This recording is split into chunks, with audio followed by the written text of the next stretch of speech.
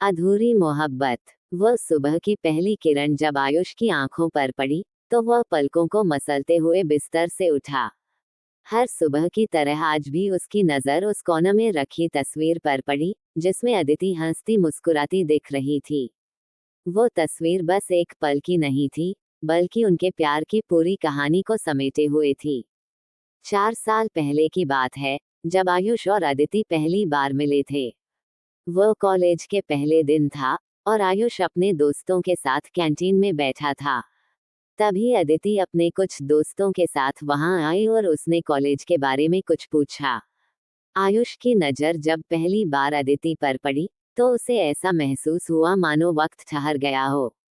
अदिति की आंखों में एक खास चमक थी, उसके बाल हल्की हवा में उड़ रहे थे और उसकी मुस्कान, बस वही मुस्कान आयुष के दिल पर गहरा असर कर गई।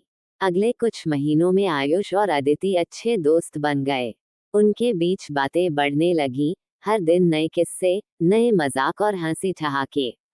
अदिति का स्वभाव बहुत सरल और मासूम था और उसकी यही मासूमियत आयुष के दिल को छू गई। धीरे धीरे आयुष को एहसास हुआ कि वह अदिति से बेइंतहा प्यार करने लगा है। लेकिन अदिति इस प्यार को दोस्ती के रूप में ही देखती थी। एक दिन जब आयुष ने अपनी भावनाएं अदिति के सामने रखी तो अदिति चुपचाप उसकी बातें सुनती रही। कुछ देर की खामोशी के बाद उसने कहा, आयुष, मैं तुम्हारी बहुत इज्जत करती हूँ और तुम्हारा बहुत ख्याल है, लेकिन मुझे नहीं लगता कि मैं तुम्हारे साथ उस तरह का रिश्ता निभा पाऊंगी जैसा तुम चाहते हो। आयुष का दिल टूट गया था। उसे लगा था कि उसकी और अदिति की कहानी एक अलग दिशा में जाएगी, लेकिन ऐसा नहीं हुआ। उस दिन के बाद से आयुष और अदिति के बीच एक अनकही दीवार खड़ी हो गई थी। वे दोस्त तो थे, पर अब उनके बीच की सहजता कहीं खो गई थी। समय बीतता गया। आयुष ने अदिति से दूरी बनाने की कोशिश की, लेकिन दिल कहाँ मानता है।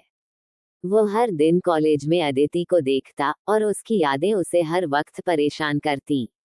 उसने कई बार खुद से कहा कि उसे आगे बढ़ना चाहिए, लेकिन अदिति का ख्याल उसे हर बार पीछे खींच लेता। एक दिन अदिति ने आयुष को मिलने के लिए बुलाया। आयुष के दिल में उम्मीद की एक किरण जगी कि शायद अदिति ने अपने दिल की बात समझ ली हो। लेकिन जब वह पहुंचा तो अदिति के चेहरे पर एक गंभीरता थी। उसने कहा, आयुष, मैं शादी करने जा रही हूँ। आयुष को ये सुनकर मानो झटका लगा हो।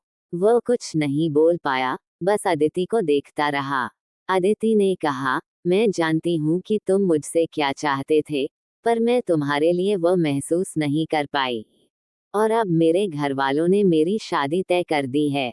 मैं चाहती थी कि तुम ये बात मुझसे सुनो, किसी और से नहीं। आयुष के दिल में गहरा दर्द था, पर उसने अपनी भावनाओं को काबू में रखा।